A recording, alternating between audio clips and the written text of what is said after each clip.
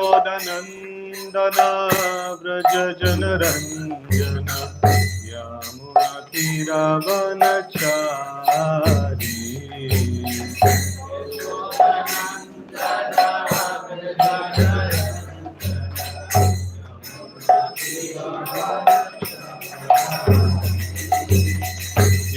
यशोदनन्दना Vraj जनरञ्जन यामुनातिरावनचारी.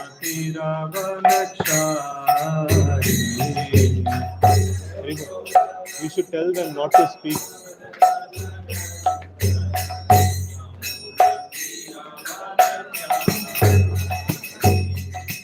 Jai Radha Madhava Kunja Bihari Gopi Jana Vallabha Girivaradhari.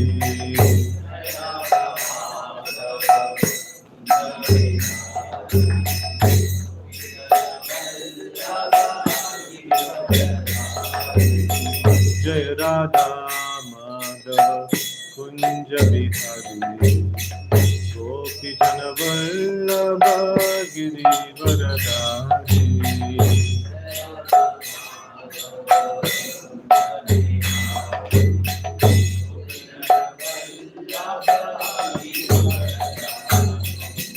Hare Krishna, Hare Krishna, Krishna Krishna, Hare Hare, Hare Rama, Hare Rama, Rama Rama, Hare Hare.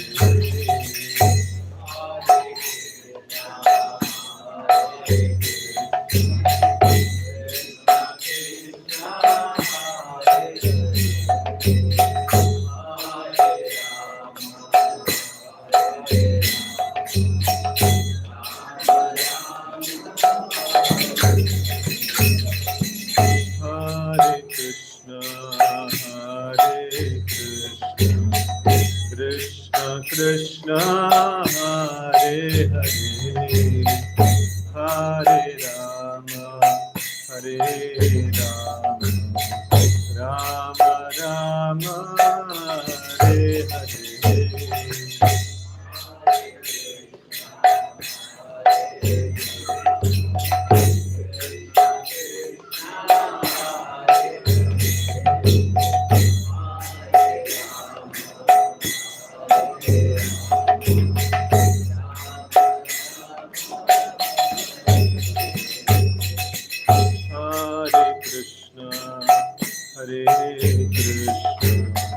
Krishna Krishna, Hare Hare, Hare Rama, Hare Rama, Rama Rama, Hare Hare.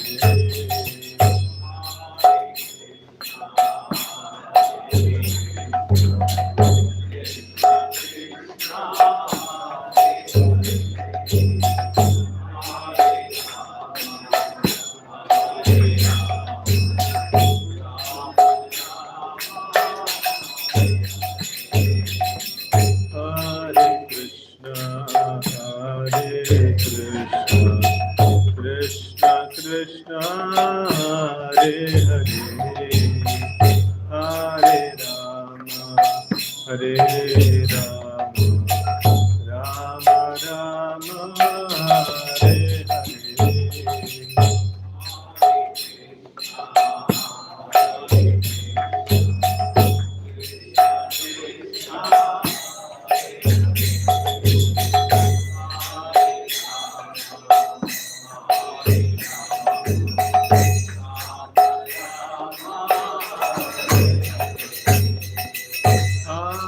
Krishna, Hare Krishna, Krishna Krishna, Hare Hare, Hare Rama, Hare Rama, Rama Rama, Hare Hare.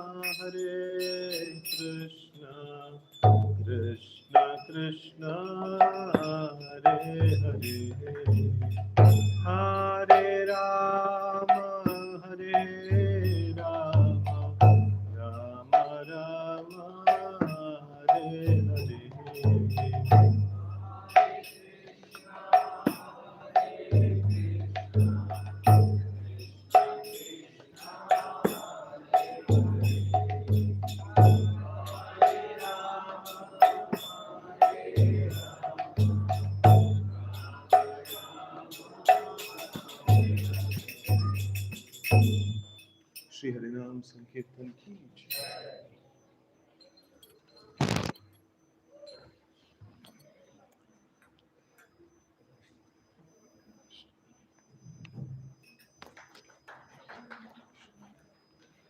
Hare Krishna. We welcome His Grace Hariksetra Prabhu. I just introduced him for.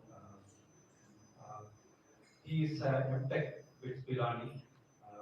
He's a gold medalist in his college, and he worked for Wipro, and he has a patent also, quite a patent. And he's our vice president in our temple, and as well as he's managing our ACS layout Bhakti Center, and these are all extension of his Bhakti Center.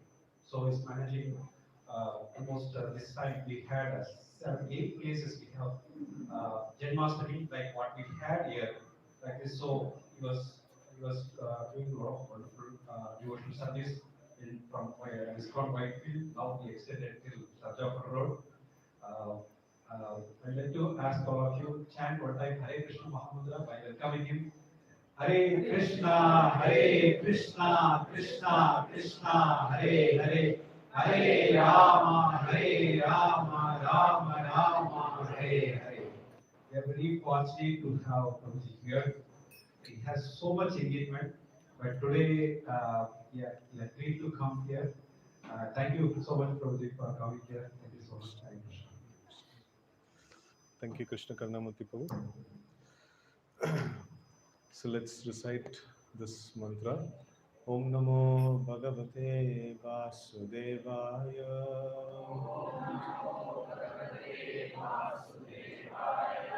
Om Namo Bhagavate Vasudevaya.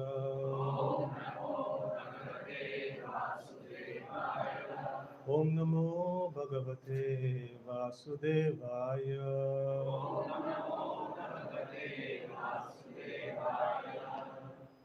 Om Jnanatimrandasya Jnana. Oh, I'll repeat generally. Okay. Om Jnanatimrandasya Jnananjana Shalakaya Chakshur Unmilitam Mena Tasmai Shri Gurave Namaha Nama Om Vishnupadaya Krishna Preshtaya Bhutale Srimate Bhaktivedanta Swamin Iti Namine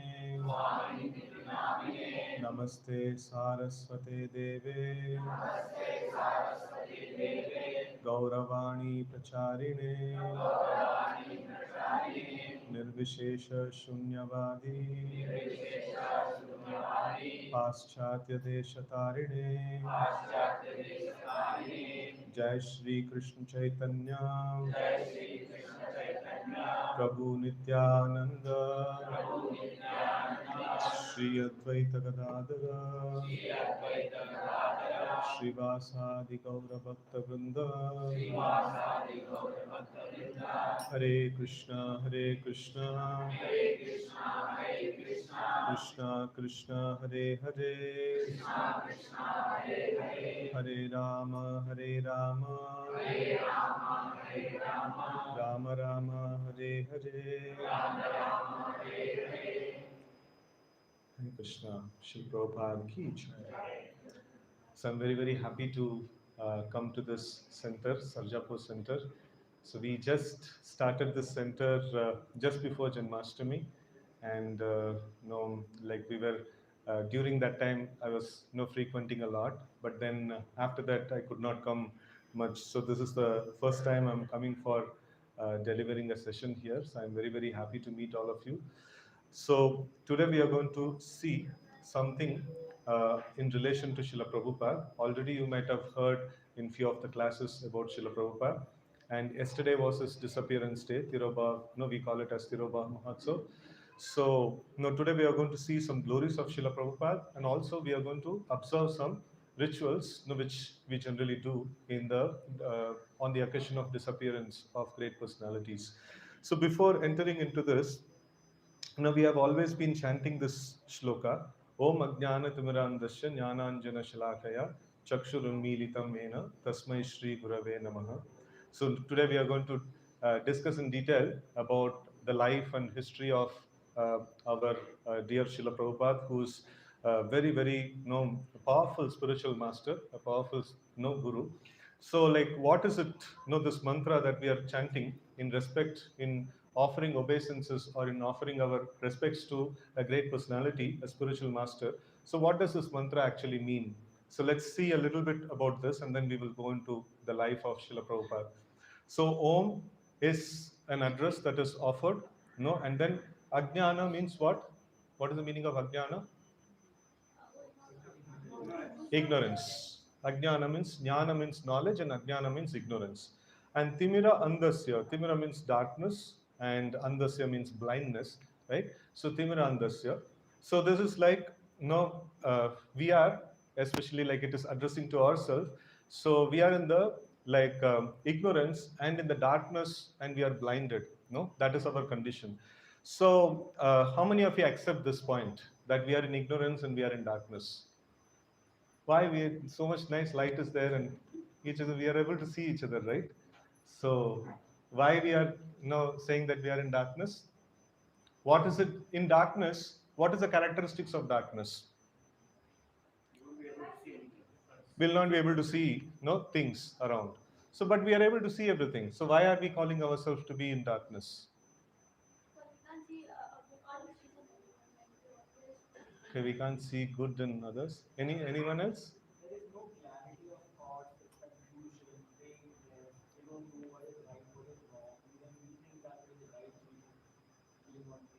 Okay, okay, okay, okay. Any other thoughts? Mentally, the darkness is on the mental level. Any?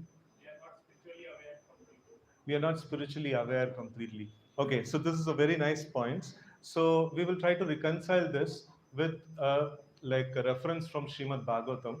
So there is a section of shlokas called as Chatur Shloki Bhagavatam. Four nice, wonderful shlokas, which is part of the second canto of Srimad Bhagavatam, which is essentially the shlokas that was spoken directly by Krishna to Lord Brahma. And further from there, the whole expansion of the whole Bhagavatam actually came about. So in this four shlokas, in the first two shlokas, it is very nicely established what is this illusion. We always talk about Maya, illusion, and stuff like that. So what is it all about? So it is very nicely spoken about. Krishna says, before the creation, I alone existed. And during the creation, you're able to see so many different things, but still I alone exist. And after the dissolution, no, I will still continue to exist, right? So this is what he's mentioning. So what does he mean when he says, during the creation, during the manifest creation, he alone exists? No, all of us also exist. So many different things exist here. And this building exists, and so many things exist in this world. So what does Krishna mean when he says he alone exists? So this is something very interesting to know. So there is, in the Upanishads, it is nicely mentioned, Ekadesha Stita Shagner Jyotsna Vistarina Yata. No, just like Agni, no, it is situated in one place. Ekadesha Stita Shagner Jyotsna Vistarina Yata means its jyoti is spread everywhere. So just like this tube, this ceiling light, it's present in one place, but its illumination is spread all around, right? So in the same way, no parasya brahmana shakti yatedam akilam jagat. So this supreme absolute truth, though he may be present in one place, his energies are spread throughout. No, the whole creation is nothing but the expansion of energy of the Supreme Lord. So, for example, in Bhagavad Gita 7.4, Krishna mentions Bhumir, Apa, Anala, Vayo, Kam, Mano, Buddhir, Evacha, Ahankaram, Iti, Yamme, Binna Prakritir Ashtada. So, I have a material energy. Krishna says, I have a material energy which comprises of the Panchabhutas, earth, water, fire, air, ether, and then mind, intelligence, and false ego. So that is all that we can perceive in this world. Everything is made of this earth, water, fire, air, ether, and mind, intelligence, and false ego. And then the next sloka, 7.5, Krishna says that apareyam itastvanyam. Till now, whatever I have told, all these things are apara energy. Para means superior, apara means inferior. So this earth, water, fire, air, ether, and mind, intelligence, and false ego. These are my inferior energies. Apareyam, itastvanyam. There is other energy of mine is also there. What is it? No. Apareyam itastvanyam prakritim vidhi me param. So there is a para prakriti is there, superior prakriti is there, superior energy of mine is there. What is it? Jiva Bhuta Mahabaho Edam Daryate Jagat. So there is living entities are there. No, they are also the Lord's energies. So in one sense, we see that everything that exists in the whole creation is nothing but the energies of the Lord, right? So the Lord exists and the energies of the Lord exist, right? So this is the in the in the Vedas, like always it is mentioned, there is only one absolute truth exists. There is only one supreme entity that exists, and there is no second one, no, that exists. No, ekam eva advitiyat. No, there is no second entity that exists. There is only one entity that exists. That is the supreme absolute truth, the supreme Lord Krishna, and from him comes all the different expansions. No, just like the material energy and the living entities, and no different expansions that come. So even this statement that we were studying, no, ekadesha sthita shagnir jyotsna vistarina yata. No, the Agni is present in one place, so but then its illumination is spread everywhere, right? So in the same way, Krishna also mentions in Bhagavad Gita that like what is that? I am present. I am spread, throughout this entire creation through my impersonal energy, right? So like that, he actually mentions. So now, essentially, this is the first shloka, which says that essentially that one entity that exists, in the whole creation, and there is no one else exists. In fact, in the Srimad Bhagavatam, there is a corollary of this fact is also mentioned. Bhayam, no, this is actually a definition of fear. No, bhayam dvitiyad abhiniveshatasya, no, ishadapetasya viparyayo mukha. So, when will the fear come? No, can anybody define what is fear? When will fear come? Lack of knowledge. Insecurity, lack of knowledge. Anything else? Lack of trust. Lack of trust. Yeah. When we cannot face a situation. Things are unknown. Things are unknown. Okay. So now here there is a very, very interesting definition that is there in Srimad Bhagavatam. Bhayam dvitiyad abhiniveshatasya. So like till now we studied that there is only one entity that exists in the whole creation, that is the Supreme Absolute Truth, and rest everything is his expansions, his energies, right? So now when I'm able to see a second reality, I imagine that there is another entity that exists and potentially that could harm me, right? So now any of you at this point in time have fear about your right hand? No, will this right hand suddenly attack you? No, right? Why? Because it's part of your body, it will not do any harm to you, right? So in the same way, like the real knowledge is that no Vasudeva Sarvamiti Sa Mahatma Sudurlabha. So no Bhagavad Gita, Krishna mentions this particular thing, that when I understand that everything that exists is part and parcel of the Supreme Lord, and Suhrudam Sarvabhutanam, that Supreme Lord is my best well-wishing friend. Oh, so much of peace, no? So everything that exists is his parts and parcels, and he is my best friend. So there's like, what is the point of fear actually, right? So that is this one. So that here also this definition of illusion is seeing the second reality, seeing there is something else exists apart from the Supreme Lord or apart from this one entity, right? So now, like Krishna mentions in the Chaturshloki Bhagavatam, we'll come back to this definition of illusion. Now, in the first shloka, he mentioned, what does he mention? Before the creation, he was existing, and during the creation, there are so many varieties are there, but only he alone exists. And then after the dissolution, he will alone exist, right? So now, though like the Lord is connected and like everything that exists is connected to the Lord, the second shloka, Krishna goes on to define the illusion. Though everything is connected to me, still if you manage to see something which is separate from me, understand that that is my illusion, right? So this is the definition of illusion. So we are seeing something disconnected from the Supreme Lord.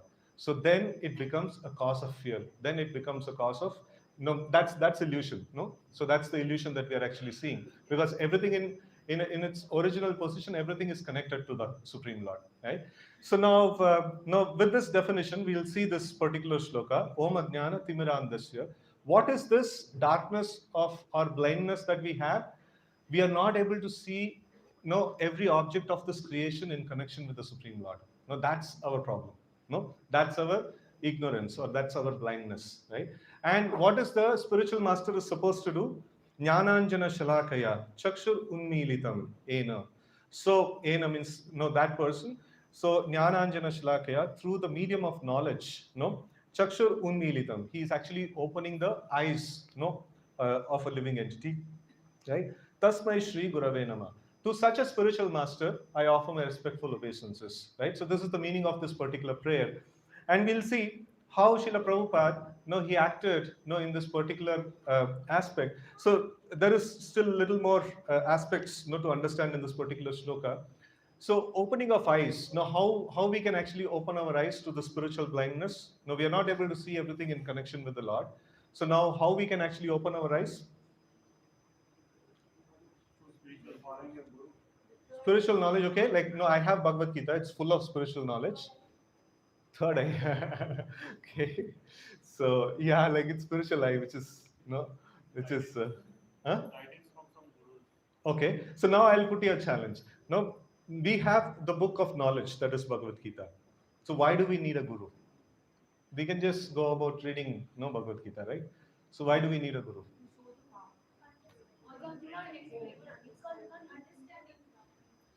Okay, maybe if you are able to understand, Sanskrit and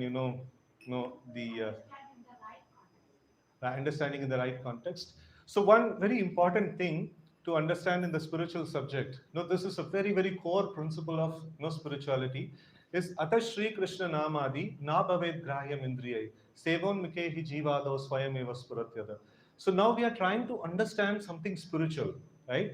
And we are composed of material mind and intelligence.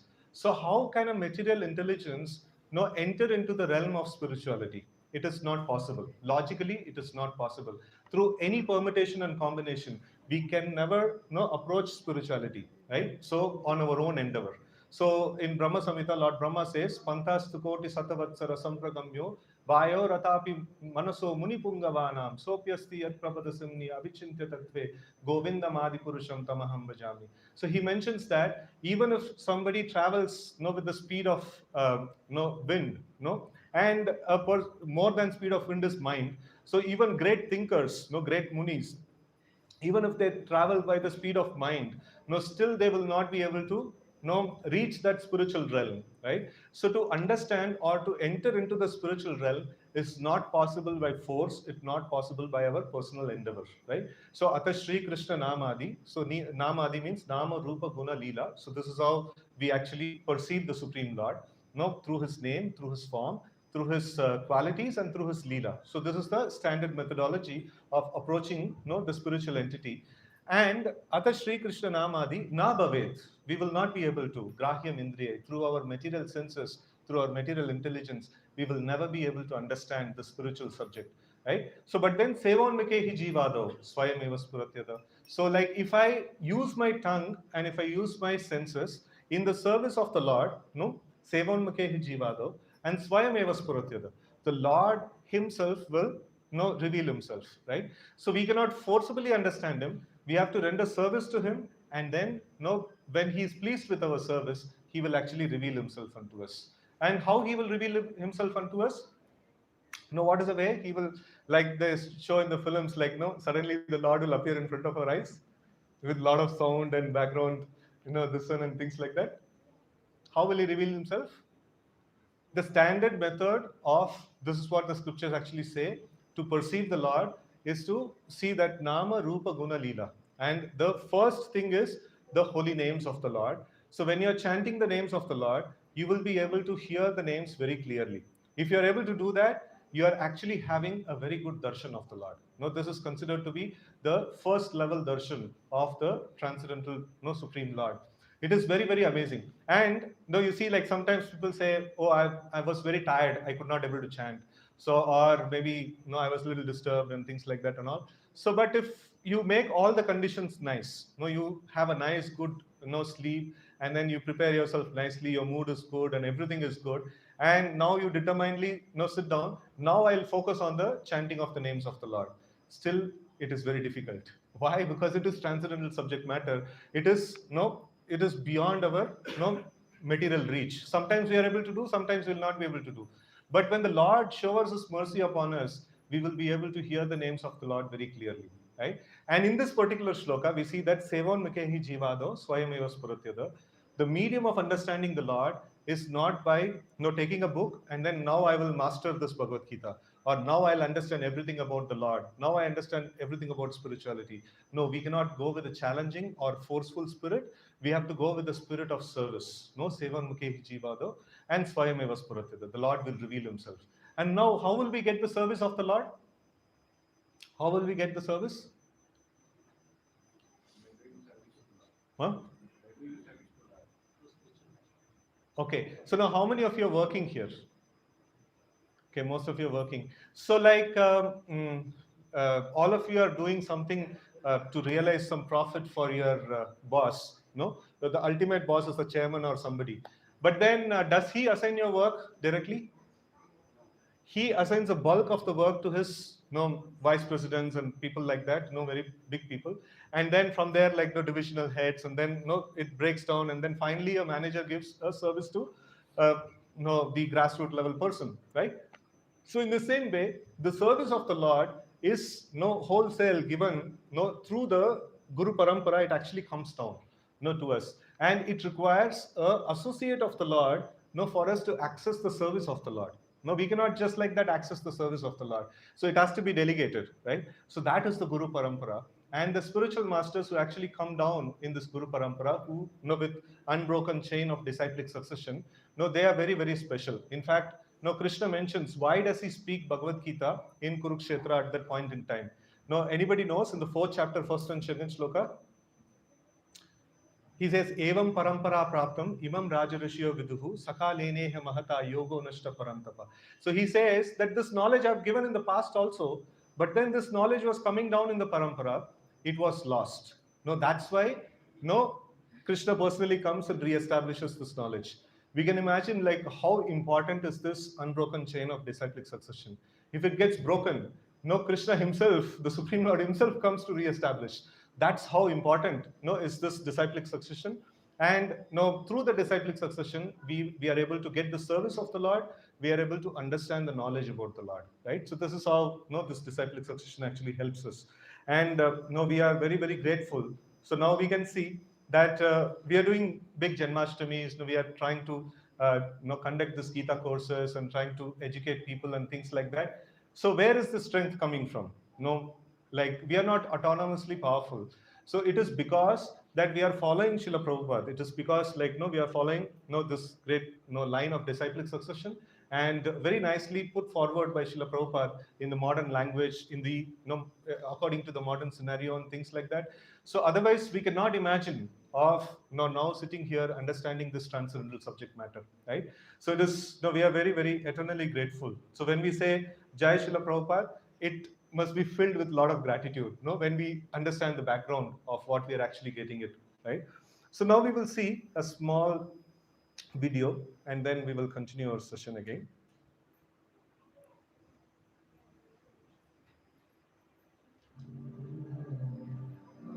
Someone told him the story, he wouldn't believe it. He's starting an effort and it turns into a national movement. I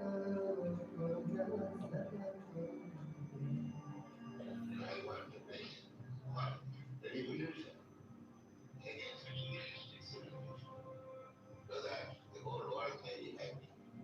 You said that you would like to go to America? I said, you are crazy. Go to America, you die. Someone Oh, told me sorry. the story.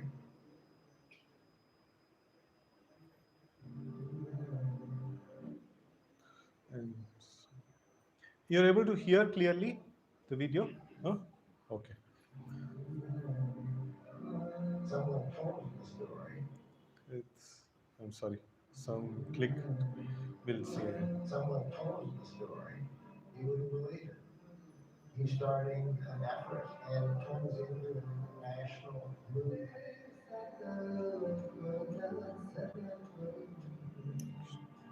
I want to make one revolution against materialistic civilization so that the whole world may be happy. were trying to go to America. I said, you are crazy. Go to America, you die.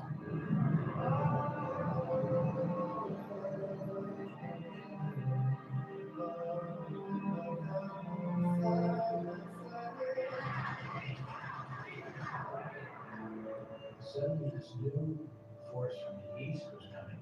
People began to look towards India. There was a sense of that anxious, loosened.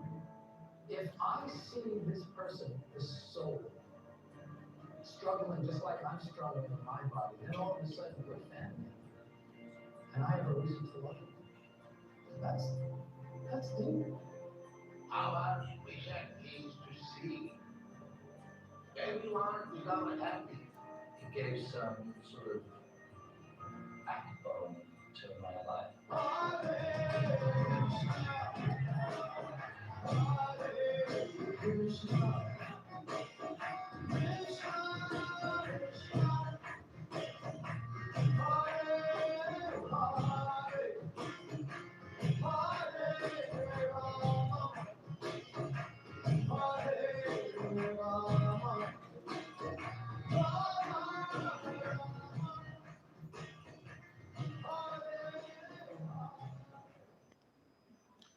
Hare Krishna. So we saw that how Srila Prabhupada, he went to the West in a very advanced age, and then he turned the many materialistic people into great devotees of Lord Krishna. So we will come to those pastimes. So now we will see a little bit about Srila Prabhupada's life. Srila Prabhupada's childhood. So first of all, he was born for a very nice devotee Vaishnava parents. His father was Gaur Mohan De, and his father, he actually never broke any of the regulative principles. He was very, very dharmic person. And then, in fact, he had a textile, he had a cloth business. He was a cloth merchant, and he would take care of everything in such a way. Even in the night, rats used to come and actually bite his stock of clothes. So he would keep them rice also, in the night before, when he's closing the shop, he would take care of even the rats. So feeding them and things like that. And then he would return home late in the night, and then he would study Srimad Bhagavatam, Chaitanya Charitamrita, and things like that. And then he would chant on the beats and then worship, Lord Krishna very nicely. And he was very gentle, and he never chastised Srila Prabhupada. So at that time, he was known as, anybody knows Srila Prabhupada's childhood name? Abhay Charan. Yeah, so his name was Abhay Charan. So he would never chastise Abhay. And in fact, Srila Prabhupada used to recall that as children, they would see that their father coming back, and then he would worship the Lord, and then he would just do his. He was very, very serious about his business. He was worshiping the Lord very seriously. He was chanting the names of the Lord very seriously. As children, they would observe, all these things very nicely, right? So, and then he had a very amazing expectation for his son. So it may be a little different from what we have the expectation for our children. So he had this one that Abhay would become a very nice devotee, in the future, and he would become a very nice preacher, and he would invite sadhus, to home, and then he would ask the sadhus to bless the small boy. No, please bless this boy so that he will become a very nice devotee of the Lord, right? And then he hired he hired a mridanga teacher when Abhay was so small that his hand could not able to reach the ends of mridanga. But still, he would hire a mridanga teacher, and he would try to train his son in the practice of mridanga. And then he wanted to his son to grow up, singing nice Vaishnava bhajans, and then being expert in the scriptures and things like that. So, and he was dreaming that one day he will grow up and he will speak on Srimad Bhagavatam and the devotional literatures. And his mother was Rajani, and she was very loving and caring mother, and she would take personal care, care of him. And in fact, there was some kind of a superstition she was having. She was thinking that whether this child will live long or not. So she started. She had her own this one made up one kind of a ritual. She started eating on her left hand, and then why she started eating on the left hand? She took this one that my son should grow up and he should ask me why am I eating on the left hand. So at least he will live till that point. She had that kind of a prayer to the Lord. And then, till the time Abhay, grew up, and then he asked his mother, "Why are you eating on the left hand?" So she felt very happy, like no. So in that way, like she had some this one, and then no, the father was quite lenient on the material studies, and he was so much focused on devotional side of it. But then the mother was focused on that he go to the school nicely, and then he studies things very nicely and things like that. So this was about his parents. And then this is the birthplace of Srila Prabhupada. So this is the neem tree. Under this neem tree, like no, he was like he took his birth, and recently ISKCON actually acquired this place. And no, we had gone no this year no over there. This is our picture over there. So no, we there is a nice monument that is actually erected over there, and it's an amazing spot. No, it's in a very very busy place of Calcutta. So this place is secured now. And Srila Prabhupada, he was born Abhay Charan Day on 1st September 1986. No, and on the auspicious day of Nandotsav. Anybody, do you know what is Nandotsav? So the day on which Nanda Maharaj, he threw a party, in our modern language. So he actually celebrated Krishna's birthday. So Krishna's birthday was on Janmashtami, and the next day is Nandotsav. No, why the next day? Why not the same day? Because that was night. So Krishna was born in night, and then the next day they held the celebration, right? And then yeah. So the astrologer told at the age of 70 he will cross oceans, and then he will establish 108 temples all over the world, and that went to pass actually. So, this is a very wonderful deities of Radha Govinda Dev. So, in the childhood, like even before he started walking, his father Gaur Mohan Dev, he would take little Abhay to the temple of Radha Govinda Dev, and Abhay used to see that like this wonderful arati of Radha Govinda Dev. In fact, he used to remember, like when Srila Prabhupada recalls his past, like he actually remembers that he was taken in a kind of a vehicle. The small children are made to sit and rolled over, right? So like that, he was taken in the vehicle, and then that is parked in front of the Lord. And then he would, as a small kid, he would watch the whole arati, and he would have such an amazing impression of the wonderful deities of Radha Govinda Dev. No, he would constantly look at them for hours together. No, that's how his childhood used to be, right? And then he would hear about a big Rath Yatra festival that happens in Jagannath Puri, right? And then as a small boy, he would he would see that he would ask his father, when can we go to Jagannath Puri? All of you know, right? In Jagannath Puri, huge Rath Yatra festival happens, and Abhay used to go and see the railway chart, this what is it, the train timings, be there, right? So when is the next train to Puri? And he would go and tell his father, father, you see, like, the train to Puri is there. No, I want to go there. So like that, he used to be very, very eager, And then, after some time, like he wanted to also have a miniature celebration of Rath Yatra. And his father actually, he was very happy that his son wanted to celebrate. And then they went to a wood shop. They tried to buy a rath, made up. So, but then it was too costly. His father told, like, no, I cannot afford so much. And then as a small boy, he started crying that I want to have a rath. I want to like full rath of Jagannath. So then one old lady passes by, and then she says that, no, why is your child crying? No, he wants a rath and I cannot afford it. So and then she says, like, I have an old rath. No, he can take it. So then he actually takes the rath, and very nicely it is it is done. Some extra pillars and all put, and nice canopy is put. It's all by the description what he has heard. And then he celebrates 8-day Rath Yatra festival, right in his childhood. So it is like in Jagannath Puri also, like for 9 days, it actually is celebrated. So Abhay would imitate all of them, and then he would have he would engage all the neighbors. He distributed services, saying that you take care of prasadam distribution, you take care of cleaning in front of the rath, you take care of this. Like his father was like quite astonished how a small boy like is conducting this whole event as if a big festival, just like our Janmashtami. When it is happening, we have so much close to 1.5 months of preparation, planning, different departments, divisions, and then so much of management actually goes on. So no, Abhay was doing it in quite a very young age, and then he used to constantly see his father worshipping his deities, and Abhay at one point in time he told that I also want to have a deities, I also want to worship the Lord, I need to have my personal deities. So then his father actually gave the deities to him, and then he would regularly worship them, and then he would, whatever he would eat, first it is offered to the Lord, and then only he would accept it as prasadam. So this was his childhood samskara. And we see it is quite important that what, in the software, we tell, right, GIGO. What is that GIGO? GIGO? Garbage in, garbage out.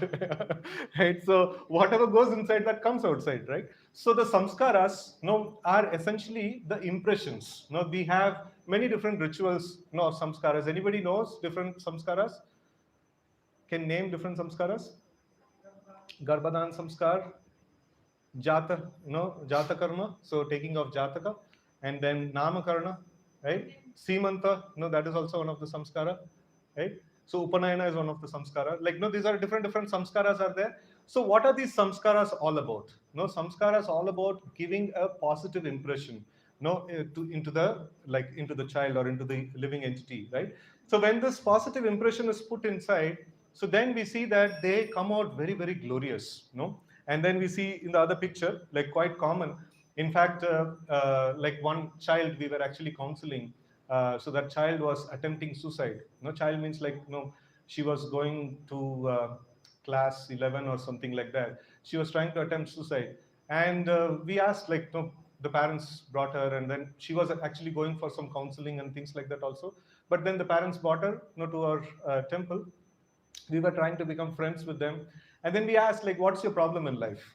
So the child told that whenever our parents come into the home, we find it very hellish, so it was quite shocking, so why do you feel like this? So it is constantly the parents have put in front of them a scenario of fight all the time. There is a constant fight that is going on, disagreement that is going on, there is no peace at the home. And then all that anger is shown to the kids also, right? So all these impressions actually go inside. And now, actually I was talking to one of the Ayurvedic doctor. No, I was asking him, what solution do you offer, for such depressed people who are coming to the point of committing suicide and stuff like that? So he told it's little difficult, difficult process. The only way is to control their mind, and for that they have to do some yoga practice. No, either it is bhakti yoga, or whichever yoga practice. But for any yoga practice, it demands us, some level of stability, but they cannot offer that.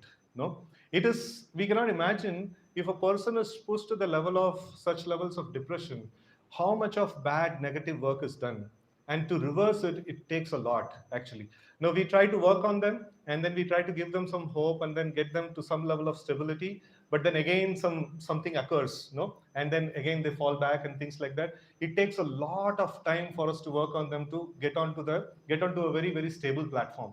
So, and it's it is quite easy to actually spoil the whole whole thing, and then put somebody onto the platform of depression. So now we see that this impressions, the samskaras, are quite very important.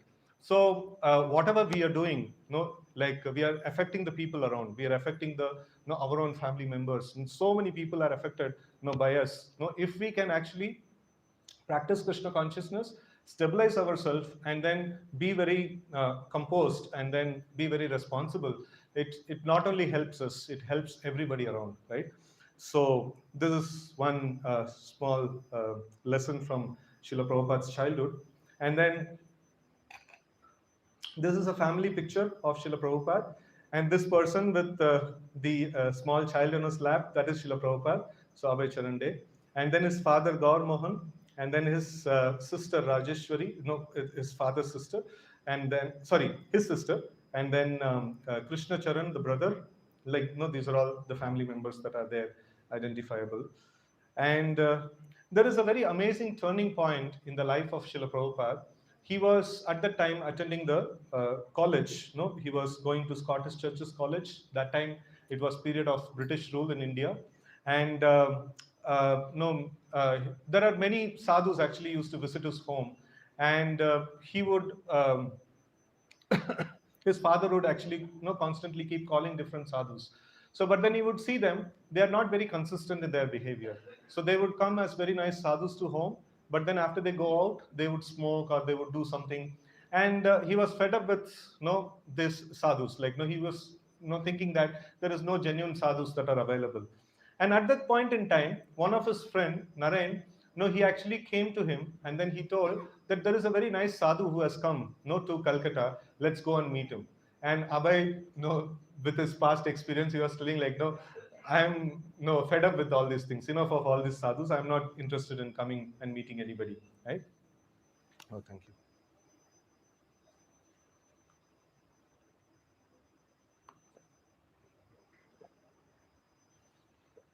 So he would tell like that.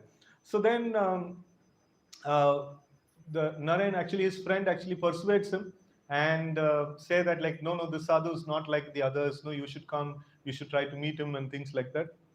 Reluctantly, Abhay agrees upon this invitation, and then he goes to this place, that is in the Ultaranga Road in Calcutta.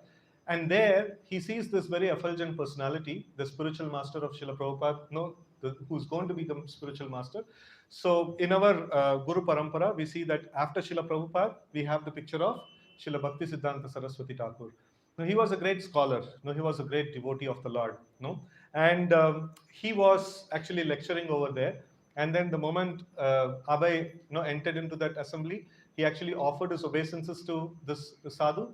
And then the moment he got up, this sadhu actually pronounced an order to him. What is the order? You are a very young, educated man. Why don't you spread the message of Sri Chaitanya Mahaprabhu in the Western world? And he was like, very much surprised. Like, no, this is the first time I'm meeting this person, and he's immediately actually, giving me an instruction. And he got up, and then he put an argument saying that, see, currently our country is dependent. We are under the British rule. No, who will accept our knowledge, our culture, and things like that? First of all, we should get independence. In fact, Srila Prabhupada was working for Gandhi's movement at that point in time. He was a volunteer there, and in fact, he rejected his college degree because his college belongs to the British, this one, Scottish Church's college. So, that Swadeshi movement and all these things, like he was a very bright student, but then at the point of graduation, he told like, I don't want this degree because it is coming from British, this one. So that was his position. And then Bhakti Siddhanta Saraswati, like he gives a very, very powerful response. Let us try to read that. We have put in the slide here. Krishna consciousness need not wait for a change in Indian politics, nor was it dependent on who ruled. Whether one power or another power ruled was a temporary situation, but eternal reality is Krishna consciousness, and real self is spirit soul. No man-made political system could help the humanity. Although everyone is eternal servant of Krishna, when one takes himself to be the temporary body and regards the nation of his birth as worshipable, comes under illusion. So all the political leaders, including Swaraj, are cultivating illusion. Real welfare work is to help uh, prepare a person for his next life and re-establish his eternal relationship with the Supreme Lord. So this was the statement that was made by Bhakti Siddhanta Saraswati Thakur. In fact, Srila Prabhupada actually argued upon for like almost for 1 hour, 1 or 2 hours, he was there in the argument. And in fact, whatever is mentioned here is a statement of Srimad Bhagavatam. So Srimad Bhagavatam actually says, Yashyatma Buddhi Kunapetra Dhatuke Sadik Khalatradishi Bhauma Ichati Yatirtha Buddhi Shalilena Karhichit. No, what is the last line? Anybody remembers? So, Janeshu Abhijneshu Sayeva Bokara. So it mentions, this particular shloka mentions, one who accepts Yasha Atma Buddhi Kunape Tridatuke. Kunape means a bag, no Tridatu. Tridatu means Kapavada Pitta. So one who accepts this bag or this body which is made of Tridatu, no Kapavada Pitta, and then he is an ignorant person, Yashatma Buddhi Kunape Tridatuke, Sadik Kalatradishi Bhauma Ichadi. So like all my friends, relatives, and people like that, these are all my relatives, and rest of the people are foreigners to me. Rest of the people are no, somebody different. No, these are all my swajana, and rest of the people, no, I don't have anything to do with them. So maybe I'll cheat them, or I'll exploit them for the sake of myself and my people. So this is also a very narrow and ignorant vision, actually. And then Yeshatma Buddhi, Kunapeti Dhatuke, Sadik Kalatradishu, Bauma Ijjadi. So one considers his land of birth to be like worshipable. No, definitely we are very proud of that. No, we are, born in this holy land of Bharat. So, but then attached to that only in the material, perspective, it is not very good, right? So that is what the scriptures mention. So tomorrow, if we take birth in Pakistan, so we will say Pakistan ki jai. No, day after tomorrow we'll take birth in Russia or some other place, like we will call that as our motherland. So, but then this is limited to the body that we have received. It's very temporary, these relationships that are there. So practically in this shloka, it is mentioned about all that is temporary, all that is related only to this body, that is not very permanent. And then, we should not identify ourselves, with those things. We should connect with the permanent thing, that is the soul and the super soul and the supreme Lord. These are all the things which are reality, and we have to connect, with them. So this is what Bhakti Siddhanta Saraswati Thakur actually preached to Srila Prabhupada. And when Srila Prabhupada came out of that meeting, his friend asked him, now what do you say about this sadhu? And then he said, like, no, he's a real sadhu. And then on that day, he actually agrees, or he actually takes this person, Bhakti Siddhanta Saraswati, as a spiritual master. He accepts him as spiritual master at his heart, and then he starts following him from that point on, right? So this was a very wonderful message that he actually got from there. And this is the place in the Ultadanga Road. If you see the left hand side top image, it's a very rundown building. So that was the state of the building, and recently ISKCON had acquired that, and then now it is made, renovated, and things like that. And here also we had the good fortune of going to this place early this year. We went there, and then at the point of initiation. So 10 years later, in the year 1922, Srila Prabhupada actually met Bhakti Siddhanta Saraswati Thakur for the first time. And then in the year 1932, he actually received formal initiation from his spiritual master. And then he was assisting in various services, in the organization of his spiritual master, that is Gaudiya Math. And then there was he was very busily engaged in his job. He was a pharmacist, and then he in fact he was managing a big pharmaceutical company, and simultaneously doing all his work. He would all the time he would take advantage to go and meet Bhakti Siddhanta Saraswati Thakur, and he would hear him. During his business travels, he would constantly travel in the North India, and he would always make a plan of travel to Calcutta to listen to his spiritual master. So once, his spiritual master was there in Vrindavan, and in Vrindavan there is a special place called Radhakund is there. So in the banks of Radhakund, so when they were strolling, so at the time, his spiritual master actually told, if you ever get money, please print books. So that was an instruction that was given to him. So he took it to his heart. That is why Srila Prabhupada actually wrote many, many books. And he also got the instruction of preach in English language. And then in addition to that, he got the instruction that please print books. So he took that instruction to heart. And later coming years, when he formed ISKCON, he profusely organized this book distribution. And next month, that's December, so we celebrate as Gita Marathon.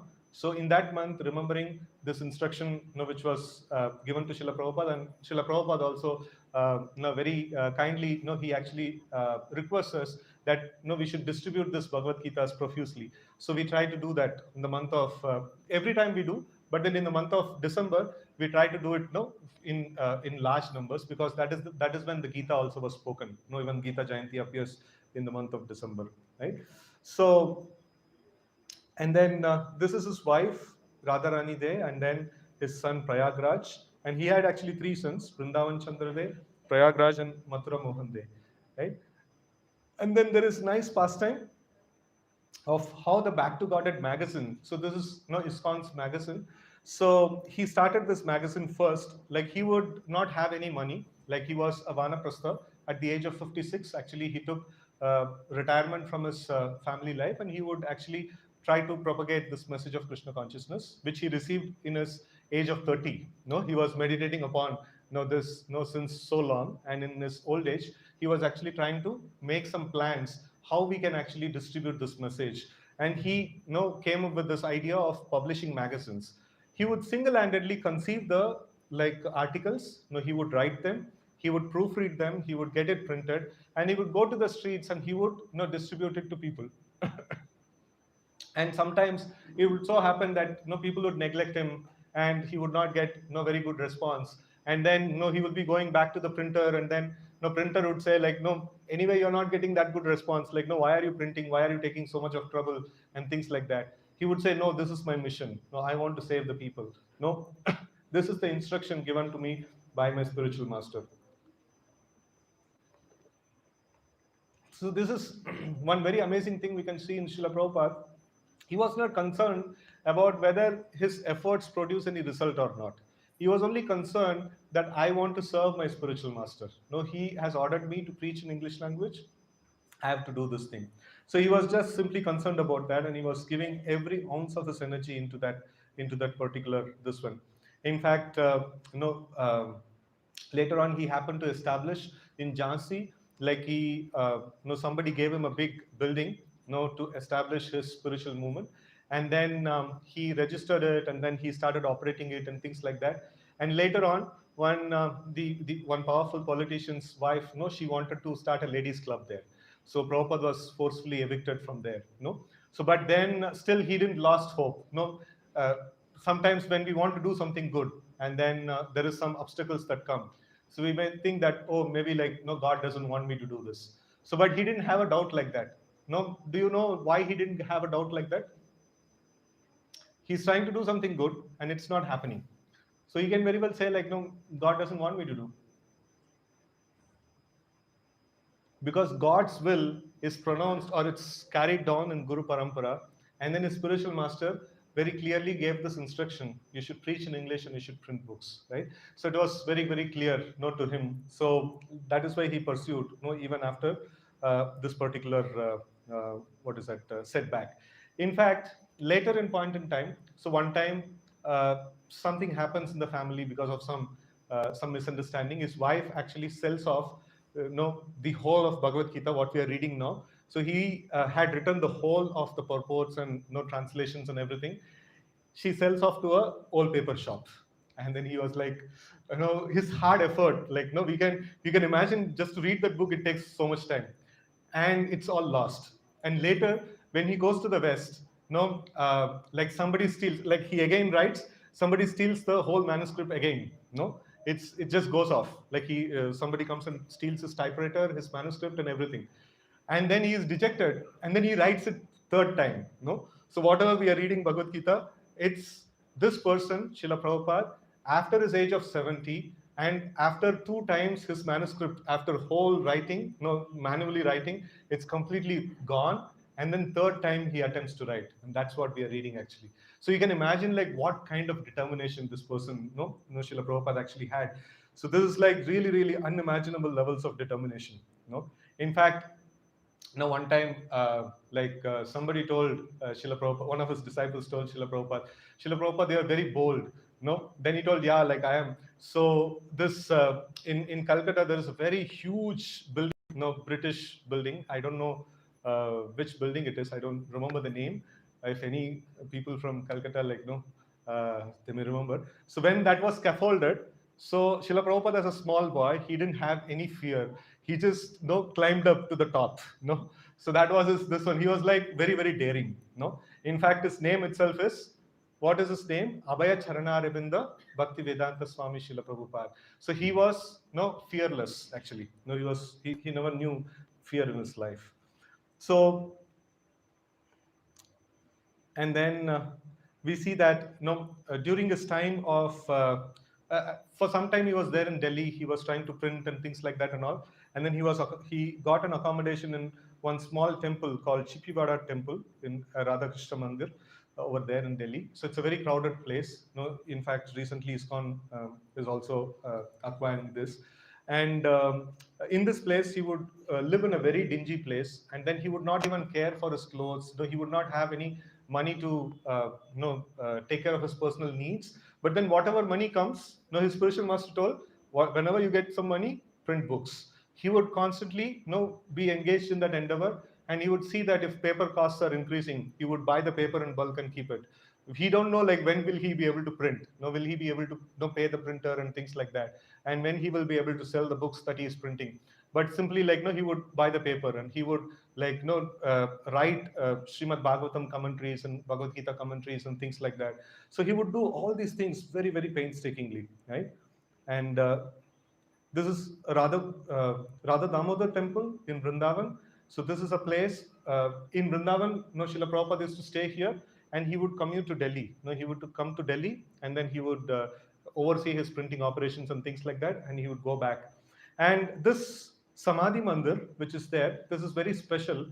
So we have in the Guru Parampara, if you see, there is six personalities standing in the end. So that is the six Goswamis of Vrindavan. They are direct disciples of Sri Chaitanya Mahaprabhu. So one of them is Srila Rupa Goswami, and he is considered to be a very, very great personality. And he understood the mood and mission of Sri Chaitanya Mahaprabhu, and then he wrote many, many wonderful what is that literatures, which we are able to follow at this point in time. Even Srila Prabhupada based those literatures as the basis to write his books. So he would constantly look through his window upon this Samadhi Mandir of Srila Rupa Goswami. And in fact, in the night, he would go and sweep around this temple, the Samadhi temple, and then he would constantly pray that my spiritual master has ordered me to go to the West and to preach in English language, but I don't know how to do this task. It appears to me like an impossible task. How is it possible to execute? No, please, no, you give your mercy so that I'll be able to do this task. And in fact, later on, one of the disciples of Srila Prabhupada, Moola Prakriti Mataji, she went on interviewing different people in Vrindavan and different people who knew Srila Prabhupada. So, one house, just next to this compound was a sadhu. He was living there, and he was sharing that, in the night, he would hear some crying, voice, from the outdoor, and he would neglect. And one day, he actually came out and he saw that, Srila Prabhupada could, sweep around this, Rupa Goswami's Samadhi Mandir, and he would actually pray that, how will I be able to fulfill the instruction of my spiritual master? You please give me your mercy. Like that, he would constantly pray. So this was the foundation of this great movement. We can see that anything wonderful happens, there is a lot of struggle that is there behind, and there is a lot of, some good prayers, and there is a lot of, effort that is actually put in. So, and this is the effort that Srila Prabhupada actually put. So he took the mercy and blessings of the previous acharyas, he served them, and, with, the instruction of his spiritual master, he actually traveled to the West, and, he could able to see great success in the future. And this is the picture of Srila Prabhupada's sannyas ceremony. This happened on 17th September 1959. And then, he took upon his life's goal, that is writing a commentary on Srimad Bhagavatam, which is 18 volumes.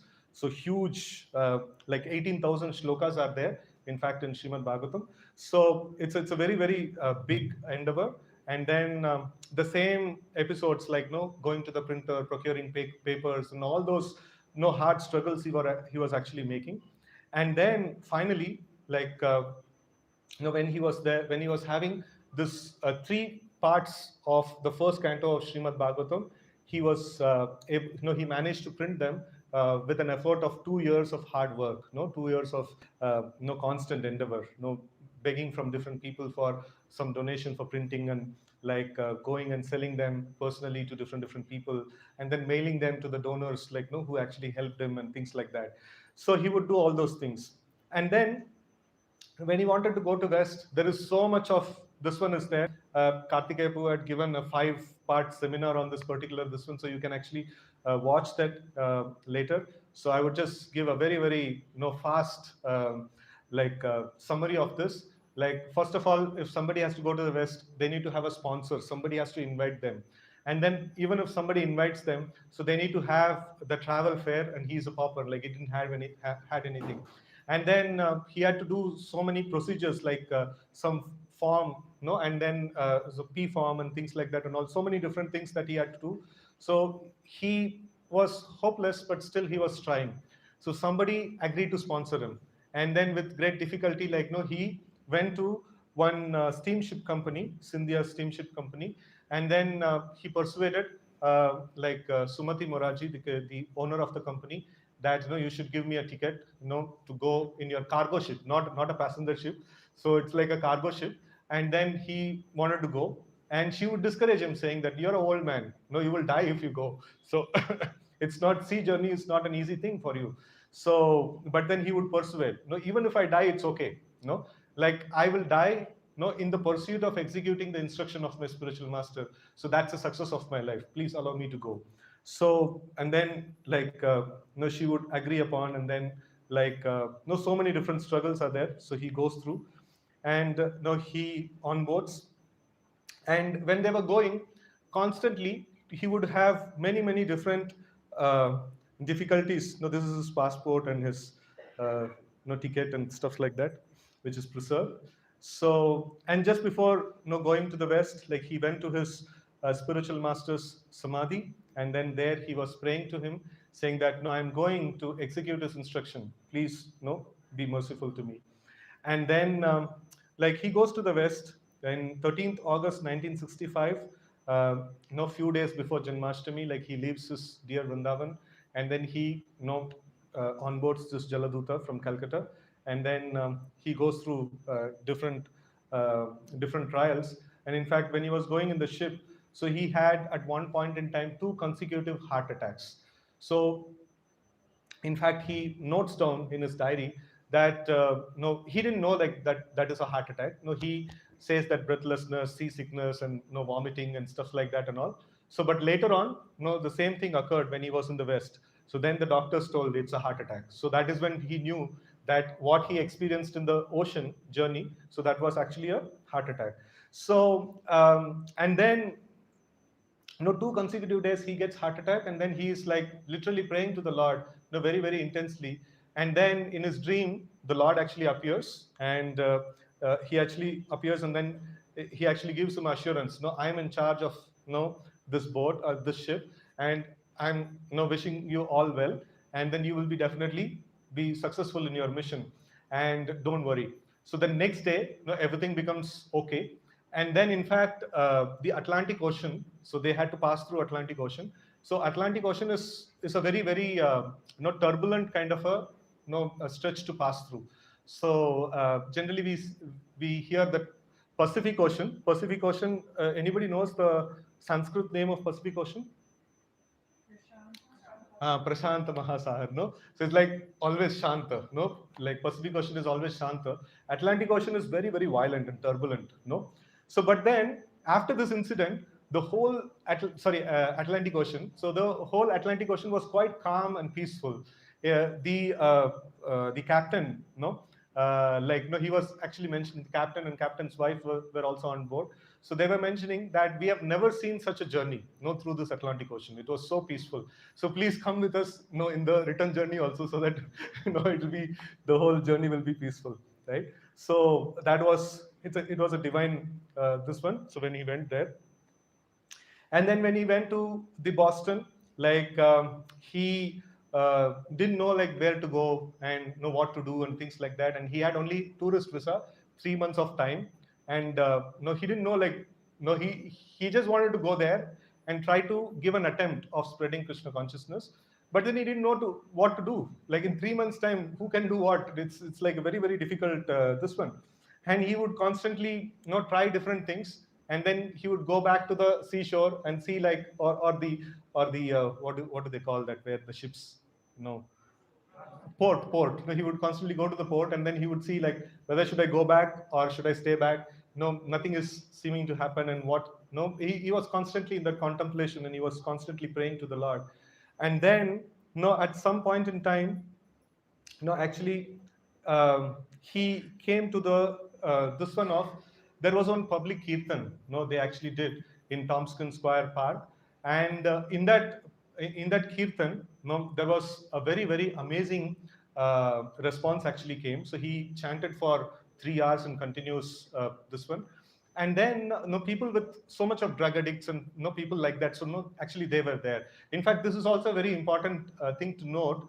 We see that no Srila Prabhupada, no, he came from India to preach the message of Krishna consciousness, and this involves telling people that no, you should be dharmic and you should not have intoxications. And here, where he landed up in New York, uh, he landed up in Boston, and then later on he moved to New York, and that's a place which is filled with all drug addicts. No, that's like no. If you at all like wanted to do something, like you would go to a good place, where good people are there.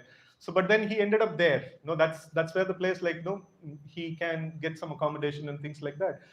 And then there, he was doing his intense kirtan, and people, when they were passing through, so they would just see that they were getting intoxicated with this drugs and things like that. But then they would see that this kirtan is much more overpowering, their drug, this one. And they would just come sit over there, and then they would like take part in the kirtan. And in fact, one of his disciples, Burijan Prabhu, so recently, like a few years back, he had come to our center in AECS layout, and he was actually mentioning that what Srila Prabhupada, so during the time, so when he used to do his kirtans, it used to be like a bubble around him, and anybody would enter that zone, they would completely get mesmerized. And later on, he mentioned that when I went to Vrindavan, I could able to sense that kind of an environment, So he mentioned that Srila Prabhupada actually carried Vrindavan all over. No, he actually carried Krishna in his heart, and then wherever he did his kirtan, wherever he did his activities, it just engulfed people with so much of positive spiritual energy, right? So, and then he established a storefront temple. Storefront means you have seen many shops, right? Like in the small shops that would be there. So he rented out one small shop, not knowing like how to pay the next month rent. He just rented out, having faith in Krishna, like Krishna will provide. He will take care what will happen next. So he rented out, and then people started coming in throngs, hearing his kirtans, and he would speak in heavy Indian accent. Many of the people would not understand what he was speaking, but then over a period of time, they could able to make sense of like what Srila Prabhupada was speaking. And then he would cook personally, so many wonderful items. Like, we are not able to serve you all that. But then Srila Prabhupada, when he was doing his programs, he used to cook samosas, halwa, kachori, and so many different things. And these Western people, they've never tasted anything like that in their life. And it was, prepared by a pure devotee of the Lord and offered, to the Lord. And it had a very divine touch. In fact, I also remember when I used to go initially, to ISKCON temple, so I used to get khichdi. Like we used to have standard every Sunday. It used to be khichdi only. So I used to be working, and then Saturdays, we had some engagement, and after that, I would go in the Saturday night. Sunday morning, I would attend the Mangalarti program, and then the Sunday feast program over there, and we used to get this khichdi. In fact, we only used to prepare all those things, and we used to get this khichdi. And when I used to eat that, it used to seem like it's something different. No, if I prepare the same thing at home, it doesn't taste the same thing. So over here, it is like something different.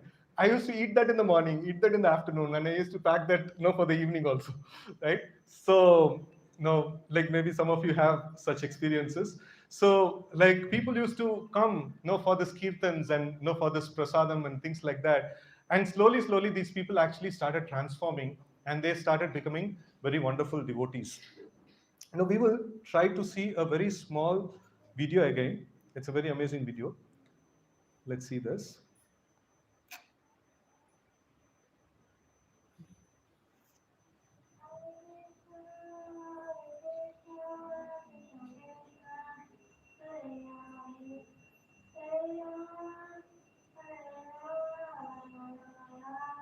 By the grace of Lord Sri Krishna, His Divine Grace, A.C. Bhaktivedanta Swami Prabhupada, was born a pure devotee.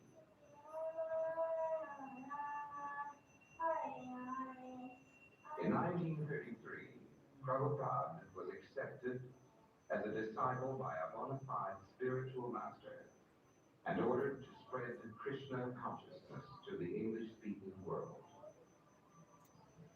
Then in 1965, at the age of 70, Prabhupada, a renounced saintly person with neither friends nor money, came from India to New York City to fulfill the instructions of his spiritual master.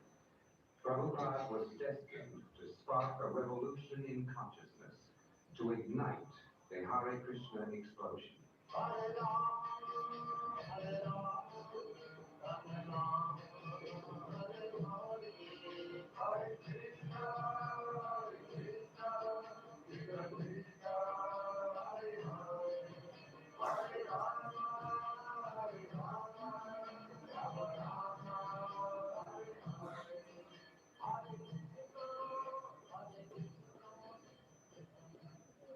Transcendental knowledge was first spoken by the Lord himself and has been passed down since that time from spiritual master to disciple in an unbroken chain. Lord Chaitanya Mahaprabhu, Bhaktivinoda Thakur, Gaur Kishore Das Babaji, Bhaktisiddhanta Saraswati Goswami, and Bhaktivedanta Swami Prabhupada. In 1966, Prabhupada founded the International Society for Krishna Consciousness, or ISKCON, widely known as the Hare Krishna movement. Prabhupada translates on the dictaphone original Sanskrit and Bengali scriptures into English. The tapes are then sent to ISKCON Press in New York.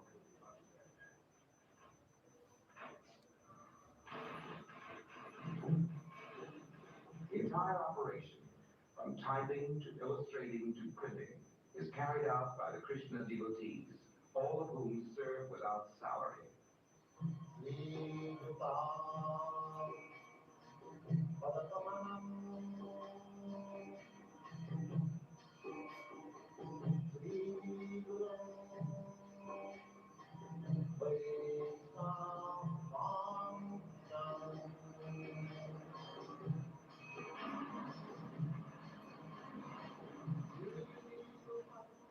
The message is love of Krishna. Krishna is recognized as God by all the great saints in the scriptures of India. He is the all-attractive person in the reservoir of pleasure. To pass on the science of self-realization, Prabhupada is presenting the Bhagavad Gita as it is, the Srimad Bhagavatam, the Nectar of Devotion, and many other philosophical works. From a Los Angeles warehouse, these literatures are shipped to centers in the United States and abroad. Within a few years, Prabhupada and his disciples have organized an ambitious book distribution program that every year sees thousands of tons of books distributed around the world.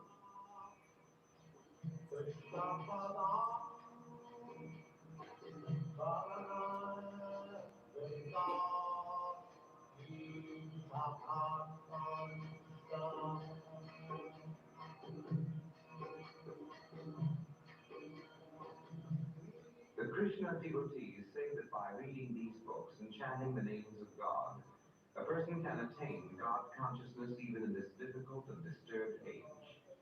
The most popular mantra is the now familiar Hare Krishna, Krishna Krishna, Hare Hare, Hare Rama, Rama Rama, Hare Hare.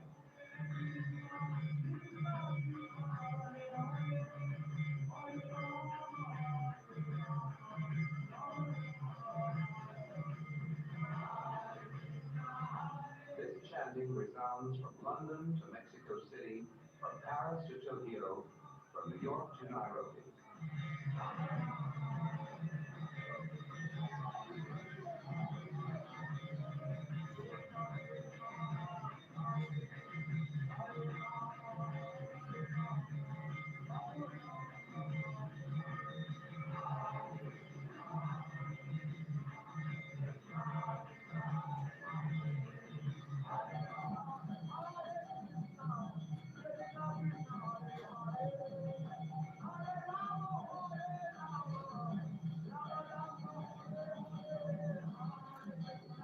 this is just a glimpse of what Srila Prabhupada actually did in the West. So we would try to forward this video to all of you, so you can all see this at leisure. So we can see that uh, one single man, carrying the message of Krishna consciousness, carrying the message of our Indian culture, and trying to introduce it to a completely unknown people, completely people from a very, very different kind of a culture, and then, like making them into devotees and making them into the exponents of this knowledge, who would go in turn and go and spread this knowledge to different people. It was completely like a very unimaginable kind of a task. Only a person who was personally empowered by the Supreme Lord could do that. And these are some of the predictions about Srila Prabhupada from the scriptures. So in Padma Puran, there is a statement by Bhakti Devi, idam sthanam parityajya videsham gamayate maya. So leaving this place, Bharata, I will go abroad. And then who did that? So no one actually took our Indian culture to such a strong way, in the Western countries. And then Sri Chaitanya Mahaprabhu himself predicts Prithiviche Yachayata Nagaradigram Sarvatra Prachara Haive Morana. So in fact, Sri Chaitanya Mahaprabhu predicts that, like, my name or this holy name of the Lord will be spread to every town and village of the whole world. And Srila Prabhupada did that. And then there is one nice book by Lochandas Thakur, one of the great devotees, in his Chaitanya Mangal. He actually mentions this one chanting of the name. And I'm not taking the Bengali over here. It will take more time, so I'm just reading the uh, translations. Chanting of the name and qualities of Krishna is the life and energy of Vaishnavas. I will reveal these activities and rejuvenate pure devotional service unto myself. This is the Supreme Lord speaking. In this way, I will destroy all the sins of Kali Yuga. So, all of you, my associates, go ahead and take birth on the earthly planet before my advent and don't remain behind. Taking up the sharp sword of congregational chanting of Hare Krishna Mahamantra, Nama Sankirtan, I will root out and destroy the demonic mentality in the hearts of all conditioned souls.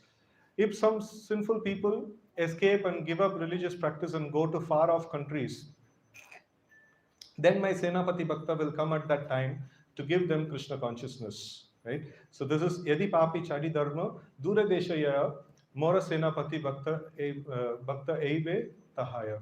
So this is one of the predictions, made 500 years before, that no Sri Chaitanya Mahaprabhu's, this is one of the compilations of Sri Chaitanya Mahaprabhu's life history.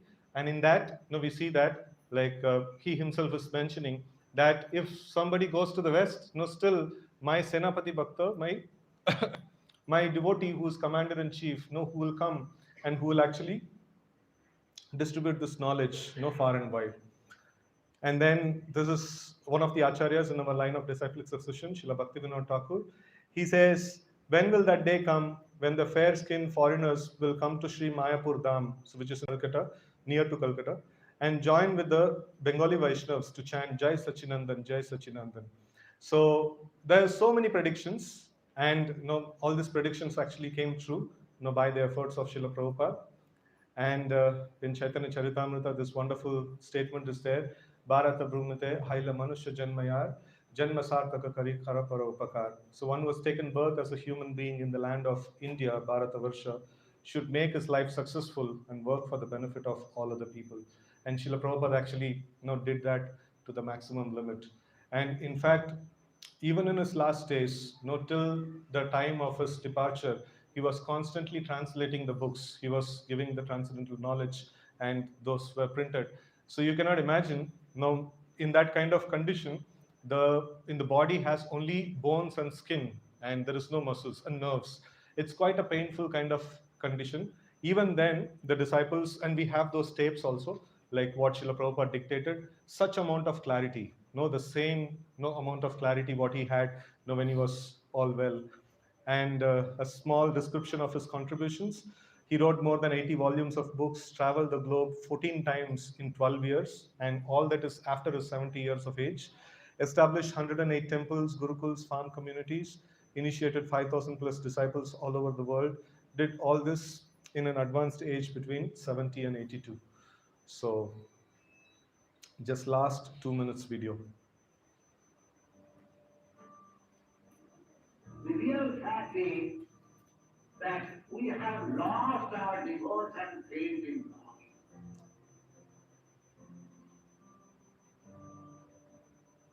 So he is paying therefore that love and faith, not your money, because it is already opulent.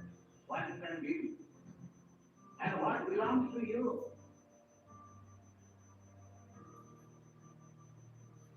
Everything belongs to God and Krishna. Krishna is full. Why is begging? Is begging your love. That he is in need of your love because we have forgotten how to love God, how to love Krishna. Therefore, the instruction of Bhagavad just try to revive your lost relationship with God or Krishna. That relationship is never extinguished, but sometimes it is common. We are all sons of the Supreme Lord. So, Krishna consciousness means to be radically situated in the original consciousness that we are all sons of God, Krishna.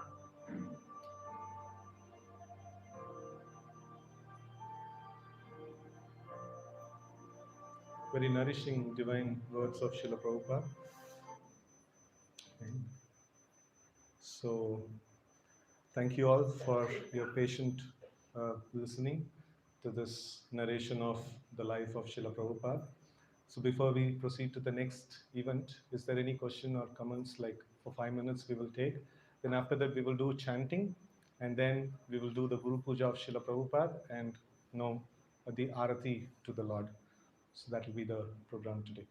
So anything that people would like to ask, or you would like to share, something that inspired you. Just 2 minutes. No, we will just spend in this. Yeah. Didn't Srila Prabhupada face any criticism while spreading his spirituality to the people who are non-Christian? Yeah. In those chaotic worlds, didn't he face that criticism? Yeah, a lot of criticism. In fact, he faced a lot of criticism. How did he overcome that, and how did he deal with that situation? So Srila Prabhupada dealt with the criticism that came to him by focusing on the instruction that he received from his spiritual master. So he had a purpose in life. So because that purpose was so strong, so nothing could deter him, from achieving that particular thing. Right? So having a good higher purpose and focus, we will be able to cross through any difficult situation in life. Hare Krishna. Anyone would like to share something that you liked, from Srila Prabhupada's life? Just one sharing, then after that we'll go to the next program. Huh? Mhm. Busy in my family life, financially not that strong, or what will people think, Mhm. but to explain, about face all these things one after the other, multiple times. Yeah, that's a nice comment. So we always face like we don't have time, or we don't like what will people think about us, and many different things that we actually think about. So but Srila Prabhupada faced all these things, and then he was like quite determined. The determination of Srila Prabhupada, we can see that any amount of obstacles could not deter him. He went on to make the spiritual movement possible. Okay, so since in the interest of time, so we will go to the next program.